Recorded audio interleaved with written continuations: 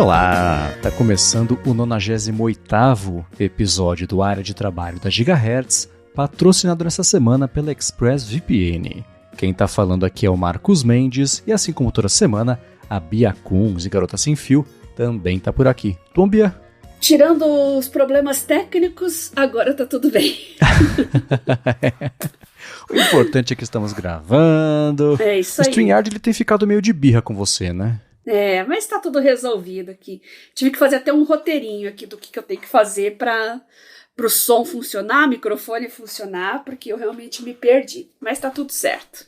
Boa, assim a Bia do futuro não passa por isso. Então, vamos lá. Agora que estamos gravando, vamos começar com os follow-ups em relação às últimas semanas. E sobre aquele papo da taxação de e-readers, etc., o Rambo encontrou uma matéria do Tecnoblog de 4 anos atrás que traz, na verdade, uma decisão do STF de que é proibido cobrar imposto de leitores de e-books, né, e livros digitais também.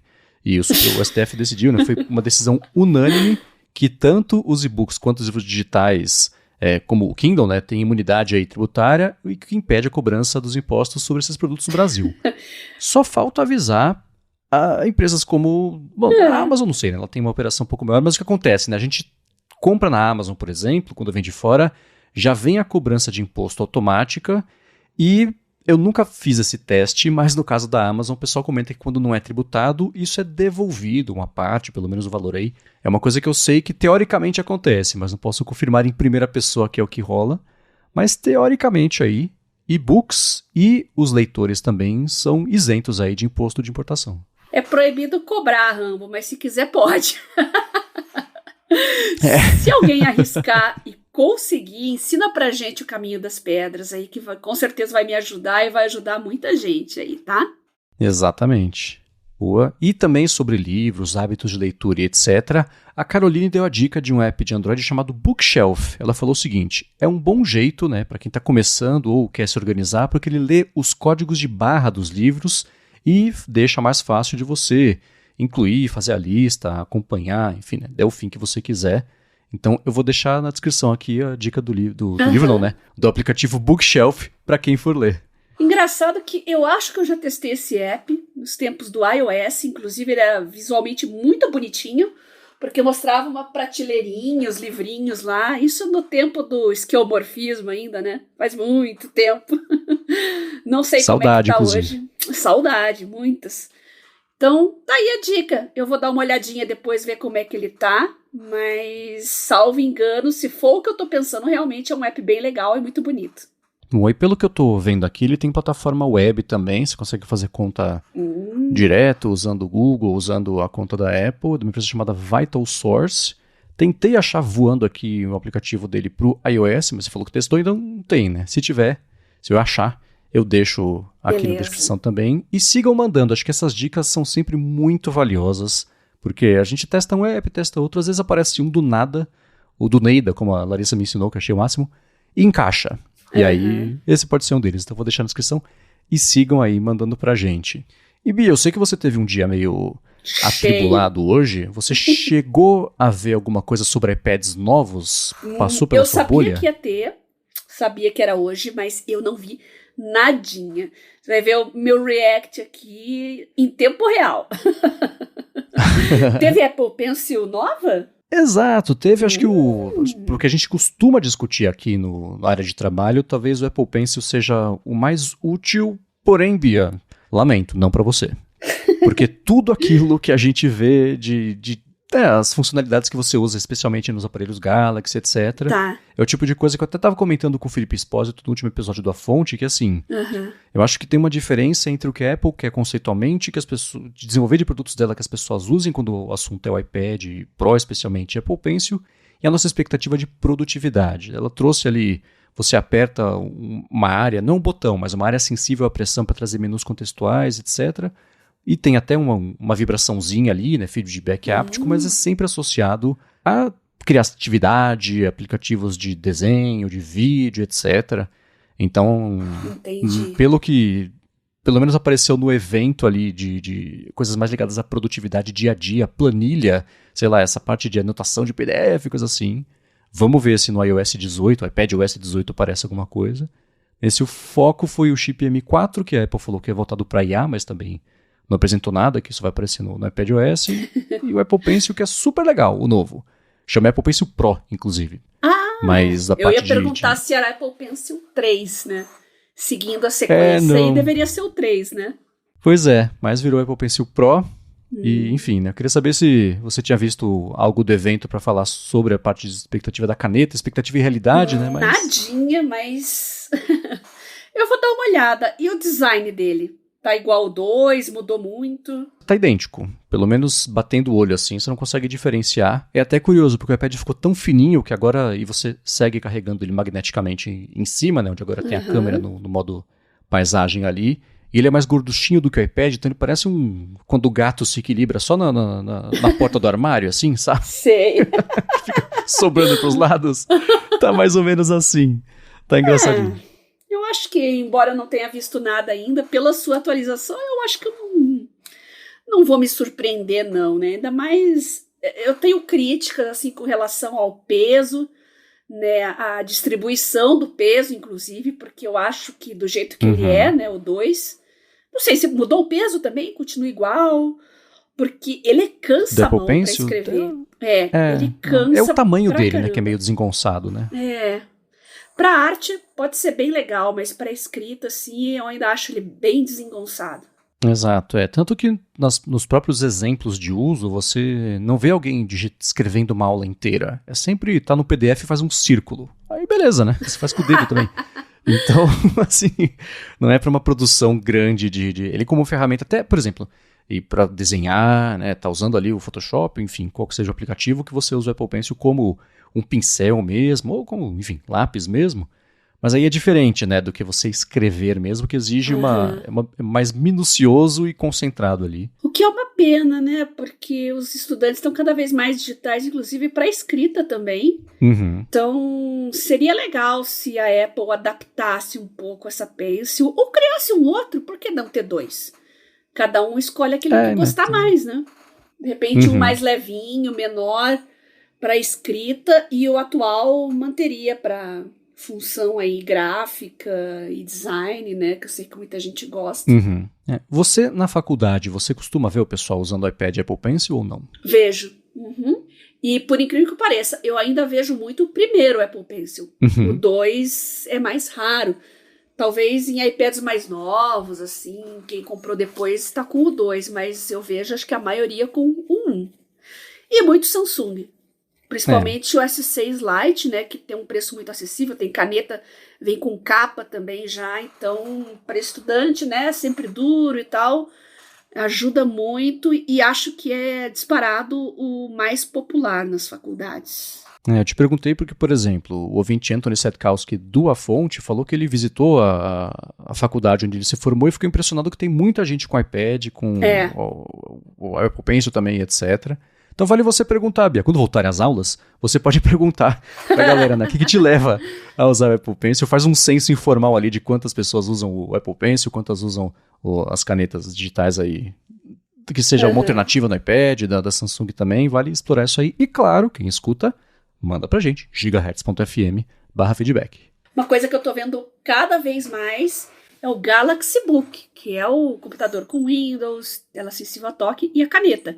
Então você tem ali um sistema operacional completo, né, como o Windows, mas com as funcionalidades touch e de caneta. Então aí o pessoal já vem também com o Samsung Note e tal, então esse eu tô vendo cada vez mais presente, viu? É o melhor, pra quem não tá no ecossistema da Apple, é o melhor de todos os mundos, né? É laptop, mas sensível ao toque, você usa caneta também, então acho que pode ser o formato perfeito aí pra esse tipo de uso, né? Verdade. Muito bem, mas mandem pra gente tá sempre curioso pra saber como é que é o uso, o que vocês percebem o uso das pessoas ao redor de vocês aí no dia a dia. E na semana passada, Bia, a gente comentou sobre problemas que podem ser resolvidos com IA, e o Thiago Ticunha falou uma coisa, que ele até gostaria de desenvolver um tipo assim de solução, mas já travou várias vezes com o desenvolvimento de softwares e aplicações, que é o seguinte: Consiste, no contexto de consultórios médicos ou odontológicos, coisas assim, que a agenda de atendimento seja ajustada dinamicamente e reportada aos pacientes por meio de mensagens. Ele acredita que isso evitaria até horas aí de espera em atendimentos, porque a IA já interpretaria um tempo maior no atendimento, avaliaria a agenda do dia do profissional, né, necessidade de notificar os próximos agendamentos, por exemplo. E ele falando, tipo, prezado do cliente, né? Para evitar que você fique aguardando aí no atendimento, toma um café, né? Ou então, se quiser chegar mais cedo, você chega. Ou seja, praticamente o que o Waze faz quando recalcula uma rota por conta do trânsito, mas para fila de pacientes. Isso é legal para clínicas grandes, para hospitais principalmente, né? É uma boa ideia, realmente. Bem interessante, Thiago. Gostei aí da sua solução. Uhum. Eu penso em, por exemplo, levar essa aplicação para você marcar, sei lá, né, analisa se o paciente chega atrasado 1, 2, 3 vezes, já prevê que ele vai chegar atrasado, você pode colocar ele mais para frente ou mais para trás na fila, porque sabe que ele vai chegar atrasado, ajuda a organizar a fila. Existe uma coisa que eu sei que as clínicas já fazem, né? Por exemplo, tentar agrupar ao máximo os procedimentos que já sabem que vão ser mais demorados. Me parece que isso fica mais para frente no dia, né? Então, de manhã você limpa ali o trilho para depois passar a tarde e lidar com os casos que você sabe que vai demorar um pouco mais, né? Porque senão, se esses que demoram mais atrasam, aí empurra toda a fila para o final.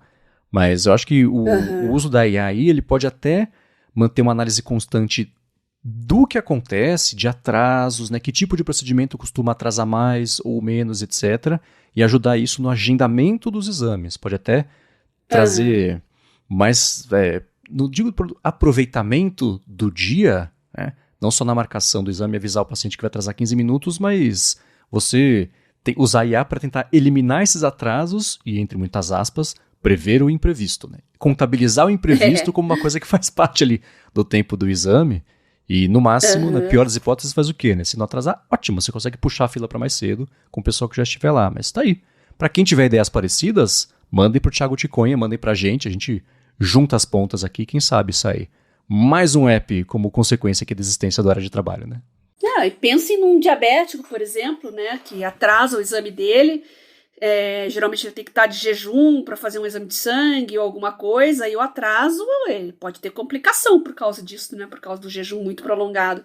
Sim. Então, essa agenda inteligente até remanejaria, puxaria eles na fila para um pouco antes, né? Por questão de prioridade. É uma solução interessante. Exatamente, né? O poder. Isso é uma coisa muito maluca. Assim. Maluca não, uma coisa muito promissora de todas essas IA generativas de análise grande de dados é conseguir fazer essa correlação, relacionar esses dados que pra gente não é uma coisa óbvia, mas que pra ela, óbvio ou não ser óbvio, é igual, né? Nivela muito isso. Então, a expectativa, especialmente para estudos clínicos, é o seguinte, que as grandes respostas já existem, mas em estudos que não tem nada a ver um com o outro, e a chance de alguém, uma pessoa, pegar um estudo sobre, sei lá, artrite no joelho e um estudo sobre uma outra coisa que não tem nada a ver, mas que nesses dois estudos tem uma chave de uma resposta, é muito pequena. Se você jogar isso tudo na IA, fala, putz, analisa, vê, fica de olho, isso vai começar a acontecer. Já apareceu, eu não vou conseguir puxar da memória nenhum exemplo aqui, mas se der tempo eu coloco na descrição de exemplos de já começarem a aparecer esses avanços relacionando estudos que aparentemente não têm relação, mas que juntou duas pontas e falou, opa, tem alguma coisa aqui. Então esse é um potencial muito bacana, né? Boa. Muito bem, e para finalizar aqui os follow-ups do episódio de hoje, eu comentei sobre o app da Nike, que meu irmão fala, né, que é mó sacana, não libera dados para ninguém.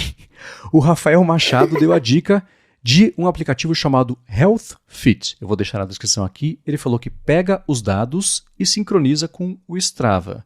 Eu, junto desse, vou deixar um que eu usei, também por dica do meu irmão, chamado RunGap. Esse é um app que é feinho que dói, mas é super útil, funciona super bem. Ele tem assinatura, mas ele permite de um jeito... Ele faz a mágica, né, de você pegar os dados todos ali da Nike, importar para o Strava, você consegue migrar de vários para vários aplicativos, plataformas, e ele consegue fazer isso em batches grandes ali, deixa funcionando. Você fala o que você quer e espera, uma hora dá certo, e pelo menos para mim e para o João, deu. Então pode ajudar. O Health Fit, imagino que ele faça mais ou menos a mesma coisa. E, enfim, né, alternativas tem, só é uma pena que o app da Nike não faça isso de um jeito nativo, mas tá aí, e claro, quem também tiver dicas para falar sobre isso, que também, esse é outro tipo de aplicativo, né, que existem 300, alguns funcionam, outros não, às vezes um feinho resolve, como é o caso do RunGap, mas não resolve pra todo mundo. Então, se você conhece um que resolveu pra você, manda pra gente, gigahertz.fm/feedback. Quem não tem aí um app feinho que salva a sua vida e você não consegue desinstalar, né? Às vezes você vai lá, procura, puxa, deixa eu ver se tem um mais moderninho, mais bonitinho, mais... às vezes até acha algum bonitinho, mas é bem sem vergonha, aí você volta pro seu feinho lá que entrega tudo que você quer. Pois é. E assim, isso é uma coisa que eu sempre brinco no ADT. Eu vou explicar o contexto inteiro pra né, ninguém se ofender ou achar que eu tô ofendendo alguém. Pessoas que desenvolvem são muito boas em desenvolver. Nem sempre elas são muito boas em desenhar. Porém, quando elas são boas em desenvolver, o aplicativo funciona. Então eu falo que desenvolvedor... Tem app que é muito feio mesmo, mas funciona. É melhor que o contrário, né? App lindo que não faz nada. Que tem muito também. Esse é outro problema das lojas de apps, né? Então tem o David Smith, por exemplo, que é um desenvolvedor excelente. O cara é super prolífico, faz um monte de apps super úteis que tem a ver com dados de saúde. Ele foi o primeiro que lançou um aplicativo de pedômetro na App Store, quando o iPhone 5S, sei lá, saiu com o contador de passos. Ele tem coisa de widget para o relógio, para o iPhone, etc. É super útil, mas é tudo tão feinho. Tem tudo cara de GeoCities, assim. E tudo bem, já virou a estética dele. E beleza, vamos seguir em frente, né? Desenterrou aí do fundo do baú. Mas eu tenho esse ponto fraco por apps feinhos, mas que resolvem o problema. Quer dizer que alguém, às vezes, até sabe que o app não tá a coisa mais bonita, mas que vai resolver. E pode ser muito melhor que um monte de app bonito que não faz nada, né? Quem trouxe o conceito de forma e depois função foi a Apple, né? Mas a gente não resiste, né? Só que a Apple trouxe forma e trouxe função muito bem encaixados, né? Acho que foi o Johnny Ive também, o Steve Jobs, que trouxeram isso nos produtos pela primeira vez. Mas quando se trata de escolher o que vem primeiro, eu ainda sou do time função. Beleza vem depois. Se tiver os dois juntos, aí tá, melhor dos dois mundos, né? Mas sim. nas situações que você tem que escolher, tem que ser função. Não adianta. Exato. E especialmente, é uma coisa que é muito discutida nas bolhas mais ligadas à Apple, é exatamente isso de que no final da carreira do Johnny Ive na Apple, a forma ganhou muito mais peso do que a função. Do tipo, coisas finas até demais pra não ter muita bateria, e aí, putz, você tá deixando lindo, mas não tem bateria. Engorda um pouco esse iPhone, dá um pouco mais de bateria. As portas também dos Macs, né, que foi perdendo porta, saiu o Mac com uma porta USB-C, que é absurdo, né? E aí, o próprio teclado borboleta também é mais fininho, tem um mecanismo aqui que tinha 4 peças, agora tem uma. Quebrava a maldita uma peça, tinha que trocar o teclado inteiro, por causa disso, entrar uma poeirinha ali. E aí depois que ele saiu, foi a Touch Bar, outro exemplo, né, é bonito, a ideia é boa, mas a funcionalidade mesmo não colou, né? Eles investiram muitos anos nisso, e acho que agora, no ano passado, sei lá, saiu de vez da linha os Macs com Touch Bar. Então, quando ele saiu da Apple, foi voltando um pouquinho essas decisões dele que eram mais preciosistas. Do ponto de vista de design, lindo. Mas incomodava, né? Assim, o Mac vai ficando cada vez mais fino. Você tem que comprar um monte de adaptador, porque não cabia as coisas dentro. Você comprava o Mac e as coisas de fora para usar ligado. Não fazia sentido, né? Tudo isso pra falar o quê? Concordo 100%, Bia. Função e forma andam juntos, preferencialmente. Mas se tiver que priorizar, faz funcionar, depois você deixa bonito. E eu não conheço um dono de MacBook que não tem aquele maldito daquele adaptador que é para encaixar na porta, que é filha única, né? Se tiver algum dono de MacBook aqui que se vira com aquela porta, eu quero conhecer, eu quero saber do que vocês se alimentam, como vivem. A gente liga pro Globo Repórter e faz um grande especial. Exatamente. Manda um feedback pra gente e conte pra nós como que você consegue se virar e o que você faz. Exatamente. Muito bem. Agora um assunto que a gente tinha prometido já, a gente passou perto dele para falar sobre produtividade e foco e etc, mas o que eu achei que valia a pena a gente trazer aqui é o seguinte, né? Uma parte do aspecto de produtividade é como a gente dribla ou lida, absorve as distrações, os problemas que distraem a gente, que deixam a gente menos produtivos, como é que a gente se vira, porque o trabalho tá aí, tem que entregar as coisas mesmo assim, né? E isso fica muito colado com coisa que a gente já falou sobre o GTD, né, Pomodoro, etc. Mas acho que existe um outro jeito que a gente consegue explorar isso, que é assim, quando aparece algum problema que distrai a gente a ponto de reduzir a nossa produtividade. Como é que a gente lida com essa nova realidade, com isso, né, no dia a dia. Mas antes de falar sobre isso, eu vou, é claro, agradecer a ExpressVPN que está mais uma vez patrocinando a área de trabalho e segue oferecendo até 4 meses de graça para você primeiro experimentar, depois usar a VPN assinando o plano anual.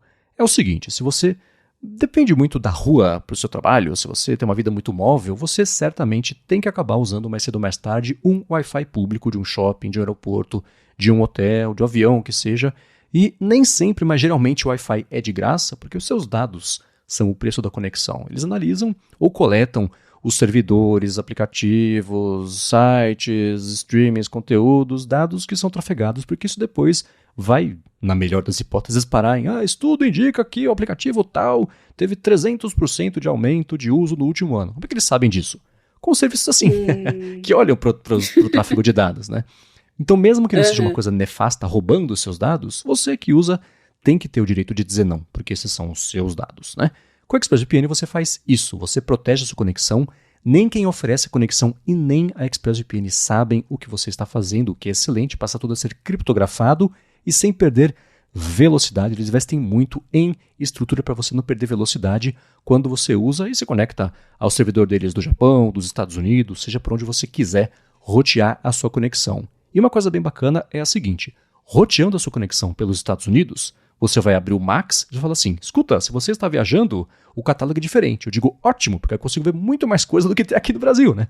E o contrário acontece também, se você está viajando, quer ver uma coisa que você tem no Brasil, no YouTube, por exemplo, você liga a ExpressVPN, roteia a conexão pelo Brasil e destrava o acesso a esse conteúdo. Ou se você quiser só proteger a conexão, tudo bem, você está no Brasil, liga a VPN, servidor deles, Brasil, e faz o mesmo. E para conhecer melhor a ExpressVPN, ver como é fácil instalar no seu roteador de casa, se você quiser, ou então em telefones individuais, tablet, na TV, dependendo do modelo, computador, na Apple TV, que é como eu uso todo dia, faz o seguinte, vai em expressvpn.com/adtrabalho. Por esse link você tem um mês de graça para experimentar, e aí, se você assinar o plano anual, você tem 3 meses a mais ao final desse ano, então um de graça, depois 12, depois mais 3, só porque você foi em expressvpn.com/adtrabalho e o link também está na descrição aqui do episódio.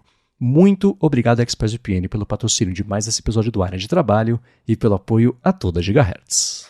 Aproveitem a oportunidade para experimentar o ExpressVPN e também ficar mais seguros e protegidos.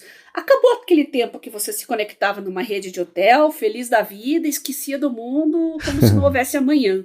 Né? Mesmo redes sólidas e confiáveis, de repente tem um pessoal de TI lá que não é muito confiável, né? Não tem como você saber, às vezes até o hotel não sabe.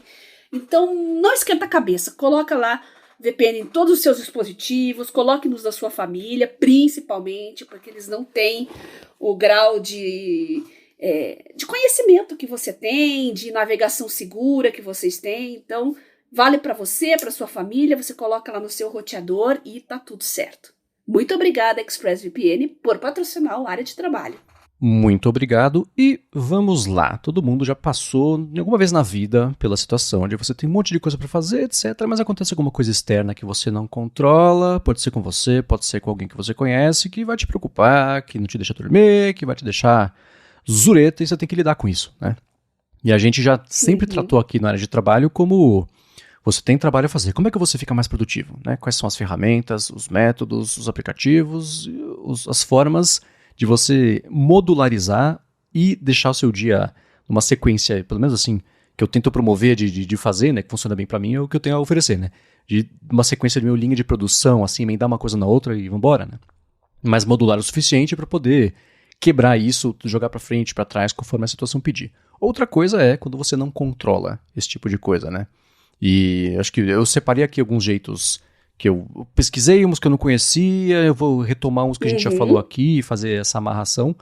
Mas no dia a dia, Bia, como é que você lida com isso de domar as distrações e as preocupações para você poder manter o máximo que der, dentro do que couber aí, a sua produtividade?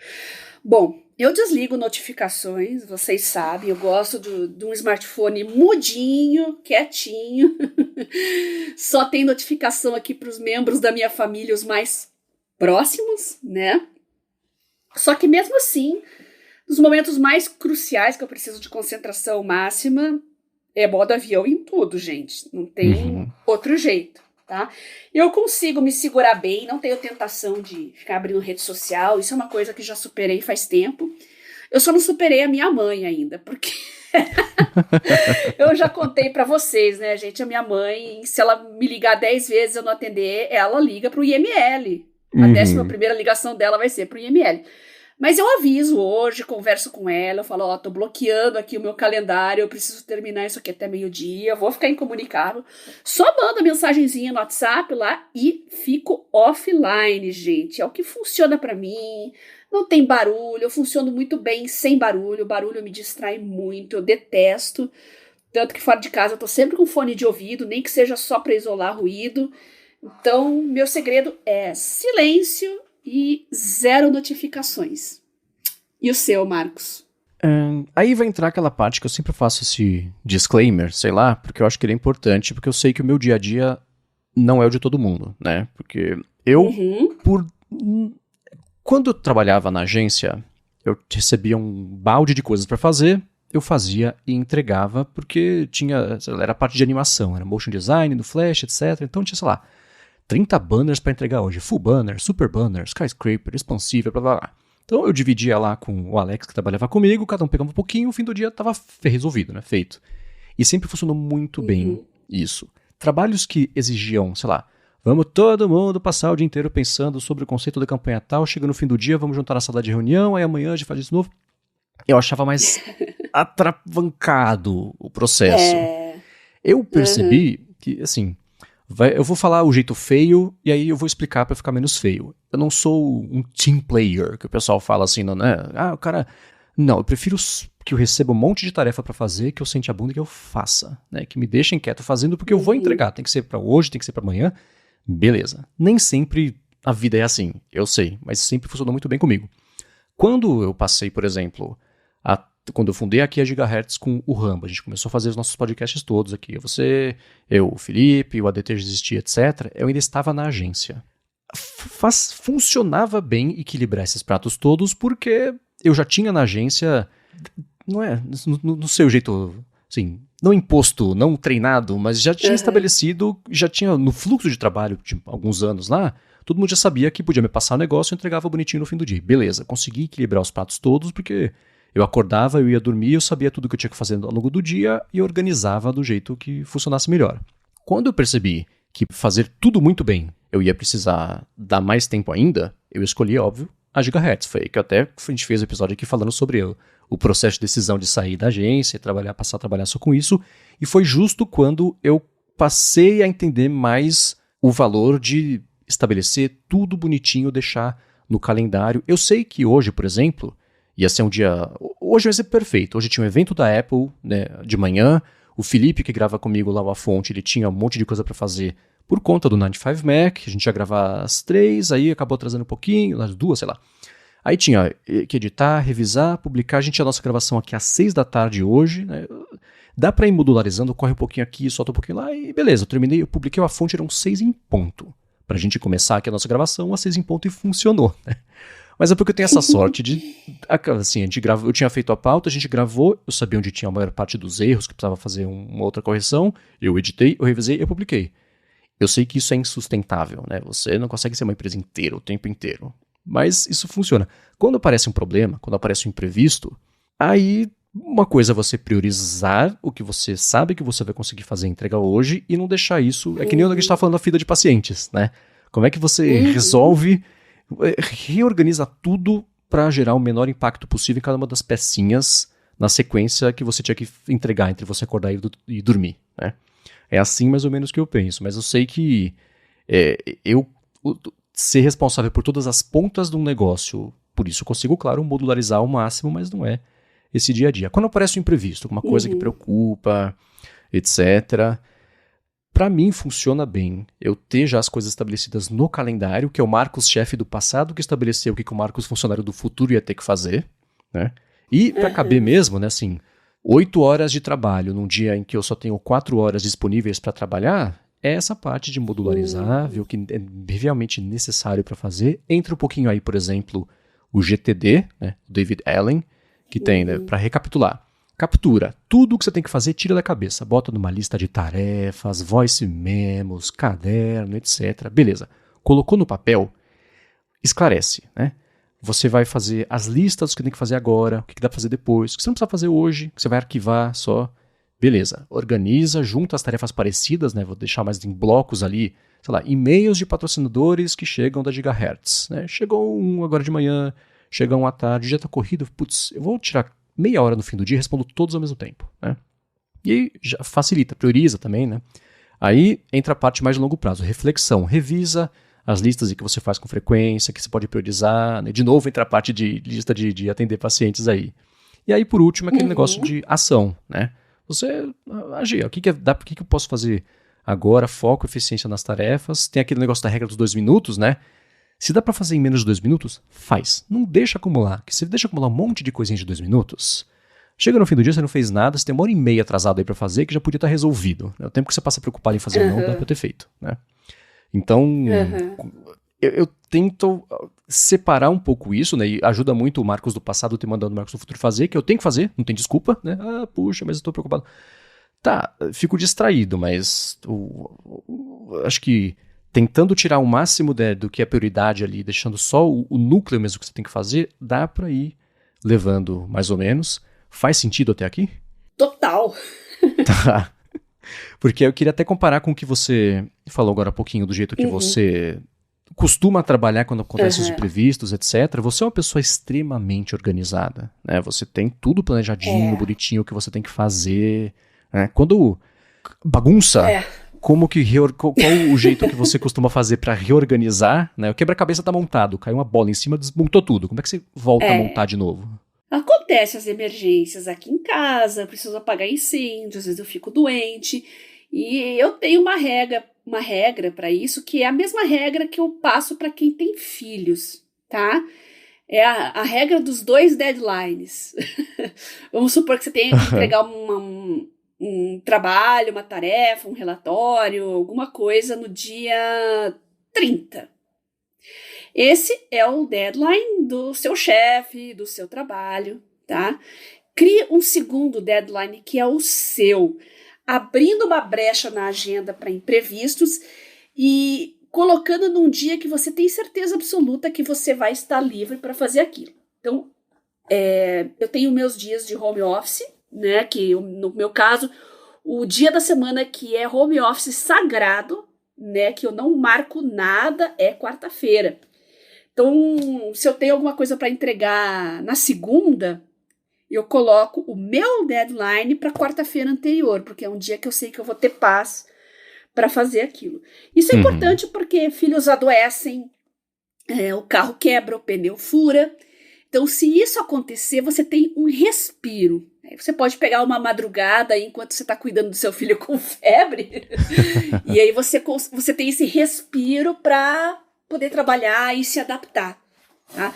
E o seu deadline, pelo menos 48 horas, mas eu digo até um pouco mais, dependendo da sua rotina, da sua família, conhecendo como é a dinâmica da sua família, tá? Faz um segundo deadline com um espaço aí bem folgado, porque quando o filho fica doente, né, não vai para a escola, tal, às vezes é uma semana, né? Se você tiver que fazer um deadline de uma semana, faça. Mas precisa ter uma folga, precisa ter um respiro, porque ninguém aqui é o Superman.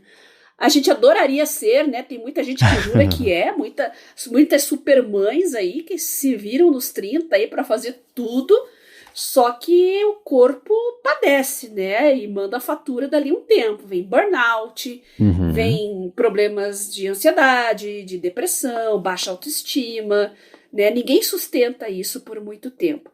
Então, a dica que eu dou é a dica dos 2 deadlines, né? O deadline efetivo e o seu deadline, que é quando você realmente tem certeza que vai se dedicar àquele trabalho e conseguir terminar.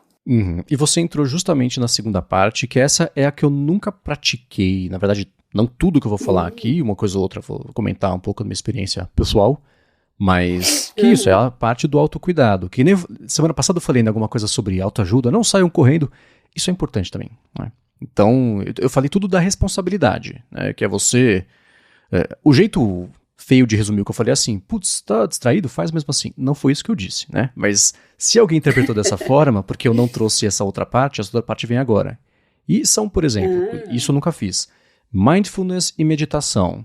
Você ter sempre um momento, que seja de manhã, que seja à tarde, para você meditar, que seja desde do diário, que é um outro jeito de você lidar com esse tipo de coisa, mas meditação mesmo, pode ser meditação guiada, tem aí o Headspace que ajuda, essas coisas todas, né, de respiração, etc.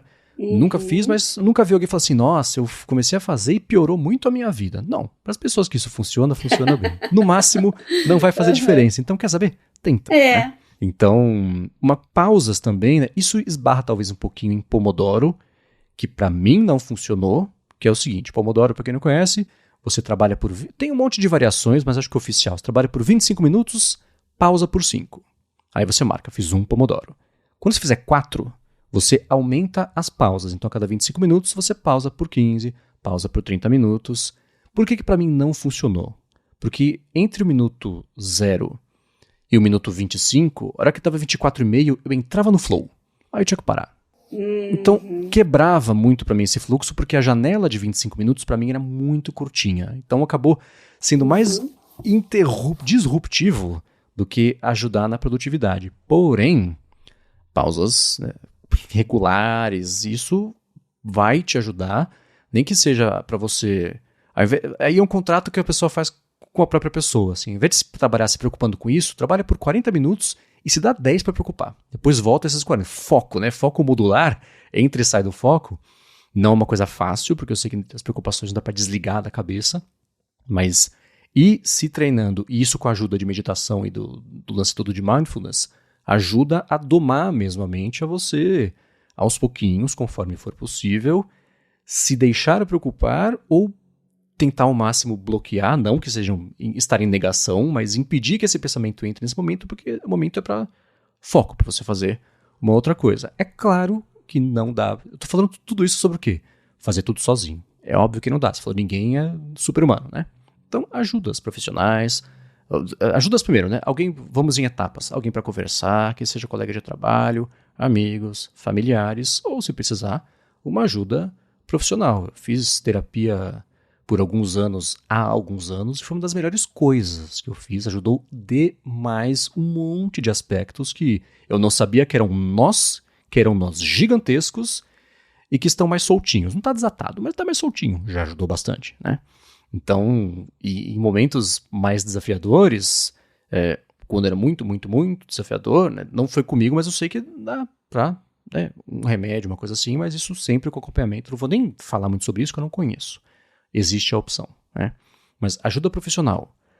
Suporte emocional que não seja profissional, mas da sua rede de conexões. E esse autocuidado, né, individual, essas 3 etapas, ou 4 degraus, não sei, eu já falei umas camadas aqui, podem ser um tipo de solução para ajudar. Eu sei que existe, por exemplo, a parte de treinamento de resiliência, sei lá, isso eu nunca entrei muito e se alguém já passou por isso, me mande para poder falar de um jeito melhor informado. Né? Então, acho que essa parte de cuidar da cuca, conforme for possível, junto da disciplina, não sei, mas dessa tarefa de tentar ao máximo modularizar e priorizar o que você tem que fazer no dia a dia no trabalho, juntar essas duas coisas, pode ajudar a desatar o nó de uma preocupação atrapalhando a produtividade. Né?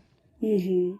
Eu experimentei o Pomodoro muitos anos atrás, achei legal, mas assim, para me disciplinar, para quem precisa começar a se disciplinar e para quem 25 minutos é uma eternidade, realmente é uma boa técnica. Tem muita gente que 25 minutos é uma eternidade. Não é o meu caso. Eu sou mais parecida contigo, porque também entro no estado de flow e eu tenho uma tendência para hiperfoco, que é o caminho oposto, né? Uhum. Mas para quem se distrai muito e ainda acha que 25 minutos às vezes é uma tortura, de repente até é bom marcar uma avaliação com um psicólogo para ver se não tem, né, um TDAH ou alguma coisa que exija uma intervenção, né? Mas tenta antes essa técnica dos 25 minutos para ver se não é só uma questão de indisciplina, vício em rede social, vício em WhatsApp. pode ser só isso, né? Então tem que saber distinguir aí. Quando você é meio vagabundão, assim, como diz meu pai, né? Você é distraído e você não estuda e o seu desempenho não é bom por vagabundagem, ou então porque você realmente tem algum déficit e precisa de ajuda. Então o Pomodoro é excelente para começar a se disciplinar e fazer um autodiagnóstico também. Sim, e complementando isso, uma parte você já falou, tipo, desligar a notificação. Acho que esse tipo de coisa vale não ser encarado como uma coisa excepcional de dias ocupados, mas o normal é assim. Isso é uma coisa que a gente traz desde o começo aqui do Área de Trabalho e eu aposto que ainda é verdade. Você não precisa receber 1/3 das notificações que você recebe. Não tem necessidade.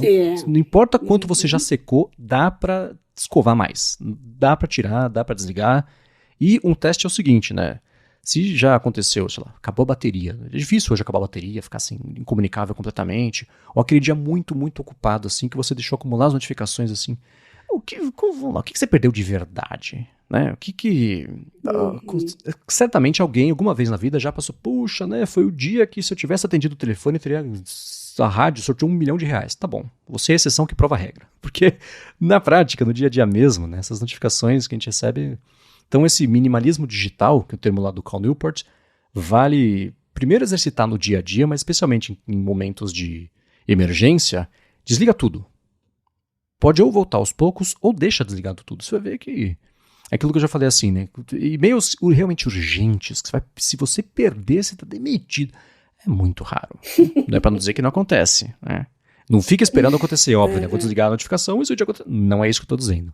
Mas ainda assim, esse minimalismo digital, como prática, não como recurso, eu acho que vale sempre reavaliar, porque sempre dá para tirar um pouquinho mais.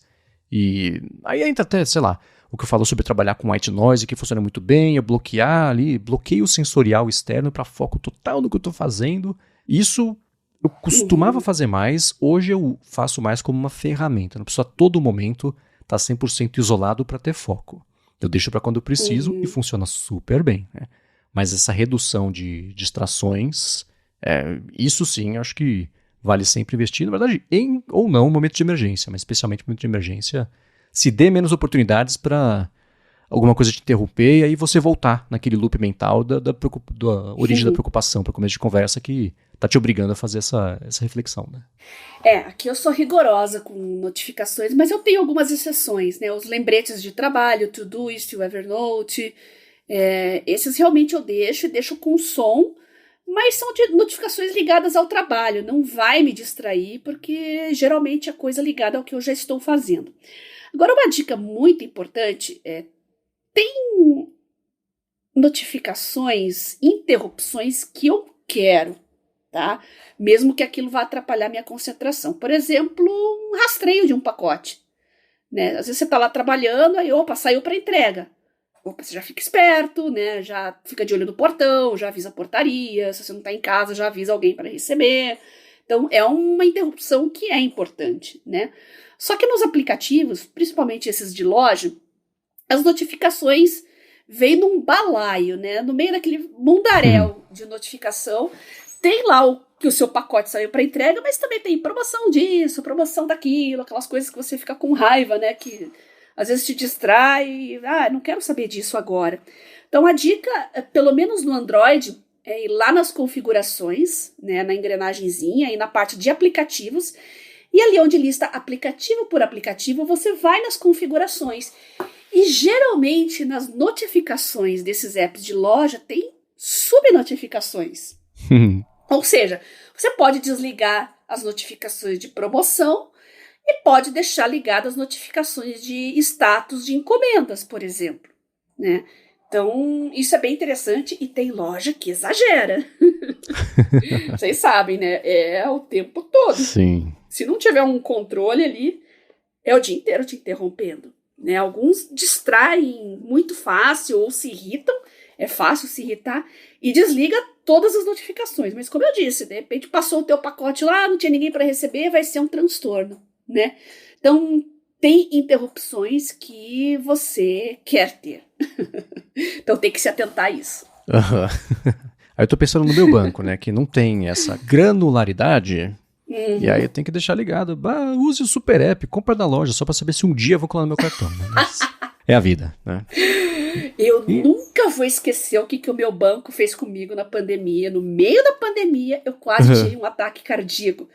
Porque eu tenho as minhas notificações que eu quero ser interrompida, tem as de transações do cartão, de débito, de crédito, enfim, toda transação que você faz tem um aviso de confirmação que você fez a transação ali, né? Eu estava um belo dia, trancada em casa, bem no início da pandemia, lá que ninguém saía.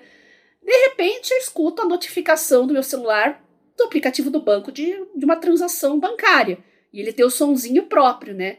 Mas eu levei um susto, saí correndo, falei, peraí, eu não gastei nada, clonaram o meu cartão, meu Deus do céu.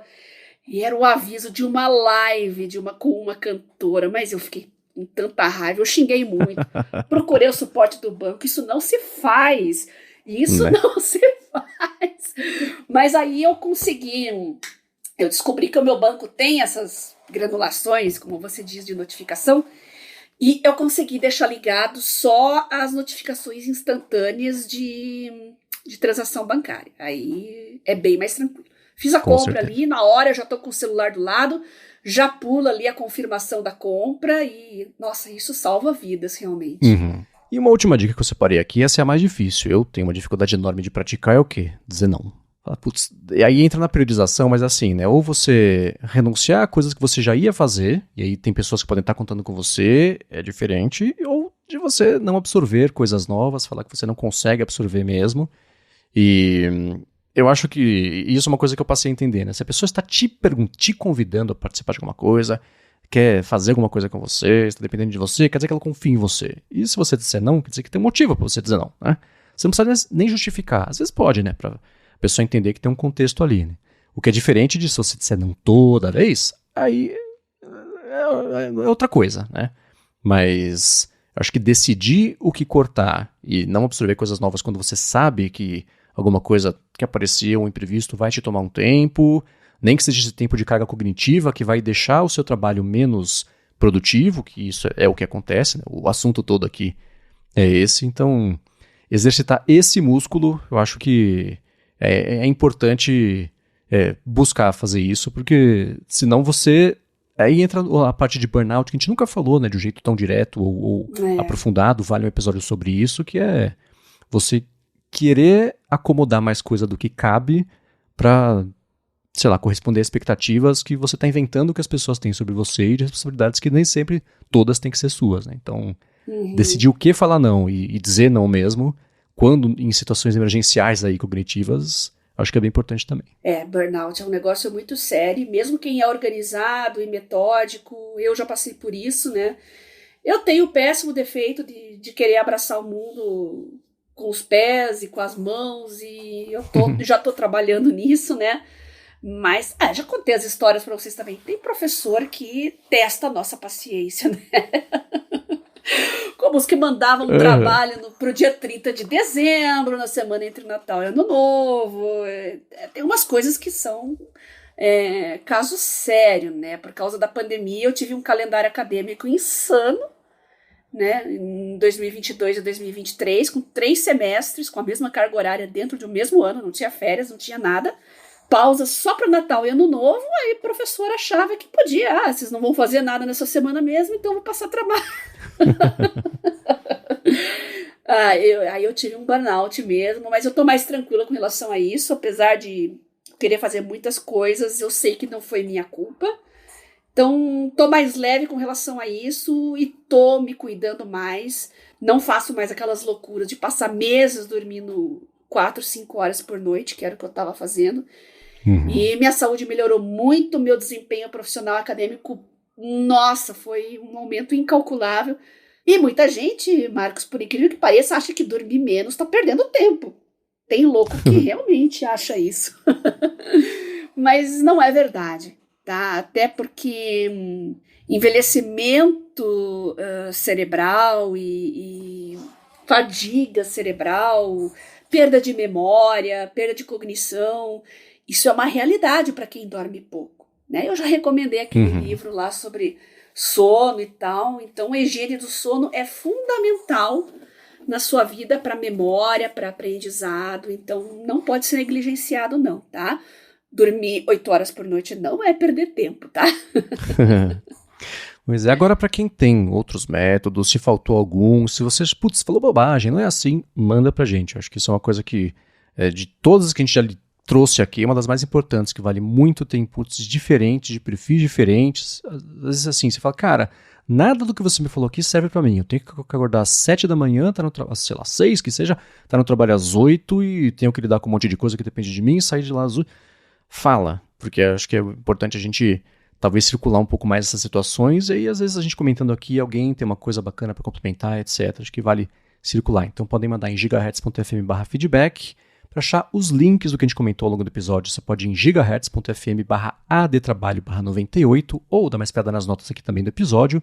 Quero agradecer a ExpressVPN pelo patrocínio do episódio de hoje, a vocês que deixam reviews, avaliações, que recomendam e que ajudam o Área de Trabalho chegar cada vez mais longe, e a você, Bia, por semana após semana, nos ajudar a ter uma vida cada vez mais produtiva. E eu que agradeço você, Marcos, pelo convite para participar desse projeto incrível que é o Área de Trabalho, nossos patrocinadores que viabilizam eles, muito obrigada especialmente hoje para a ExpressVPN, e os nossos ouvintes que mandam dicas, sugestões, comentários. E eu peço, em especial, para os nossos ouvintes que têm TDAH, eu sei que muitos têm, porque vários já entraram em contato comigo e sofrem especialmente com essa questão das distrações. Vocês que conseguiram vencer isso, passem as dicas aqui para a gente, que eu sei que muita gente vai se inspirar, vai procurar ajuda também, vai entender melhor essa condição e vai controlar ela melhor na sua vida. Para entrar em contato comigo no Twitter, é @garotasemfio, e de modo privado no Telegram, mandem uma mensagem para @biacunze, com links, com seus depoimentos, com fotos, com os aplicativos, tudo que vocês quiserem. E se não quiserem que a gente fale o nome, é só pedir que a gente não fala. E agradeço desde já as intervenções de vocês, que são sempre ótimas e ajudam a pautar o nosso podcast. Obrigado. E a gente brinca muito no ADT que a gente tem o podcast secreto não secreto, né? Que acho que vale dar o contexto inteiro assim. Ele é o lado B, que é um podcast que a gente não publica com muita frequência aqui na Gigahertz, mas tem aí seus uns 10, 12 episódios já.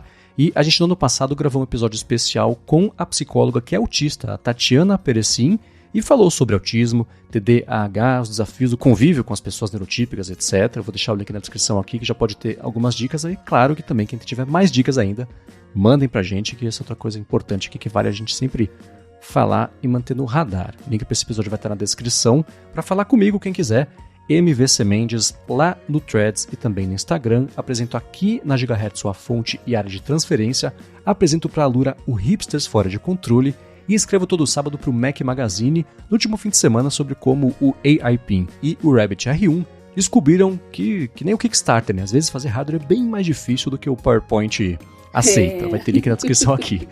Obrigado mais uma vez pela audiência de vocês e a gente volta na quarta que vem.